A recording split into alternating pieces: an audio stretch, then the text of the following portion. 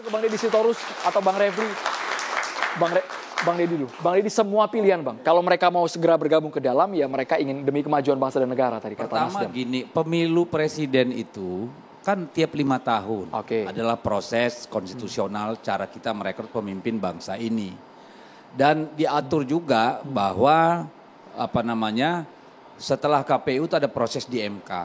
Ya, jadi semua itu proses konstitusional dalam konteks koridor negara hukum. Itu yang pertama. Yang kedua, demokrasi itu memang mensyaratkan keramaian, keriuhan. Karena tempat di mana semua adem-adem cuma ada di 2 jenis negara. Negara kerajaan atau negara otoriter. Demokrasi itu sejatinya memang gaduh. Jadi kalau ngotot agak karena panas nggak masalah Bang ya? semua sama punya hak bicara. Apalagi sekarang dengan media sosial. Jadi kalau kita berilusi negara demokratis tidak ada kegaduhan, saya kira itu jauh panggang dari api. Sudah pasti ada keramaian. Itu yang kedua. Yang ketiga, itu kenapa PD Perjuangan menolak kata oposisi. Karena dari definisinya oposisi itu memang opposite. Ya toh? Memang berbeda sekali cara pandang ekonominya, cara pandang ideologinya, cara pandang segala macamnya emang beda. Jadi pasti they always oppose the government, kan kayak gitu. Makanya kita memilih vocabulary itu di luar pemerintahan. Karena sejatinya kita juga ingin membedakan bahwa ketika kita di luar pemerintahan kita adalah penyeimbang. Jadi kalau oposisi itu tidak harus ribut-ribut, kalau kebijakannya benar kita dukung dong, pasti itu gitu. Tetapi di mana ada kesempurnaan? Justru adanya dialektika itu, adanya dinamika itulah yang melahirkan sesuatu kebijakan publik, ya, arah yang lebih mendekati ideal. Tapi taringnya masih ada ya Bang Deddy ya? Ini bukan soal taring, this is about ideas. Kan itu nih, semuanya kan berpikir bagaimana bangsanya maju, rakyatnya sejahtera, pemerintahannya efisien, efektif, kan itu nih. Cuma kan cara menjalankan, pilihan pijakan politisnya, ya, dogmanya, pilihan taktis, teknokratisnya, kan pasti ada perbedaan-perbedaan. Dan itu kan bukan untuk menghalangi, itu malah untuk menyempurnakan supaya lebih mendekati ideal. Karena tidak ada yang ideal, kan begitu nih.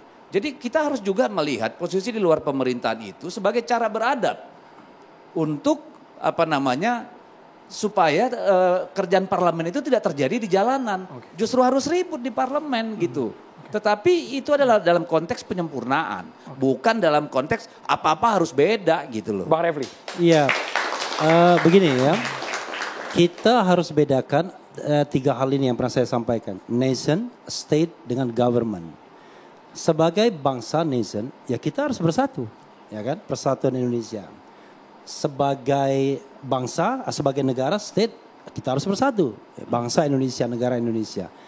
Tapi government itu ya tidak semua orang harus masuk government.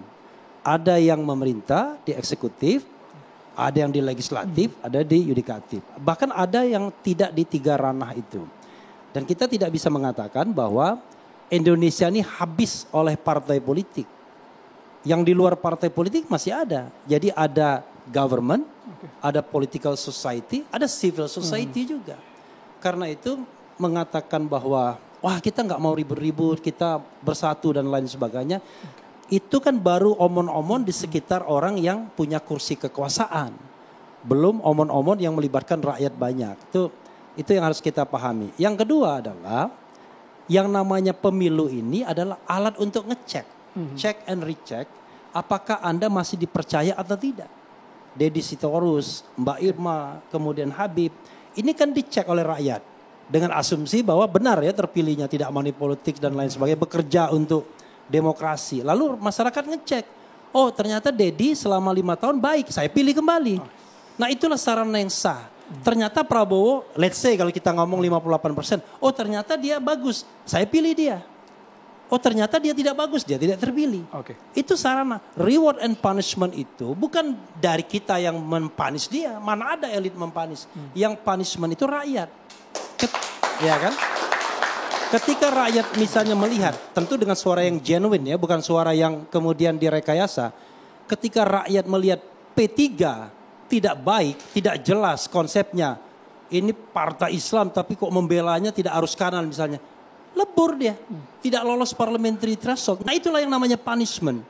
Jadi kalau sekarang hari ini masih ada PDIP, masih ada Gerindra, masih ada Nasdem, ya jangan bangga dulu. Besok dari partai nomor 1 bisa menjadi partai paling buncit, bahkan lebur, tidak ada di parlemen kembali. Nah itulah yang namanya sarana demokratis untuk mengecek apakah rakyat masih percaya atau tidak sama kita. Cek dan recheck dari rakyat. Ya, jadi omon-omon dalam demokrasi biasa aja. Kita kan berbeda pendapat bukan berarti kita berkelahi. Oke. Yang Irma justru Suryani. yang jadi masalah adalah ketika berbeda pendapat dengan pemerintah dilaporkan ke Barreskrim, ditangkap. Nah itu menjadi masalah. Tolong Komisi 3 kita dibantu soal seperti itu.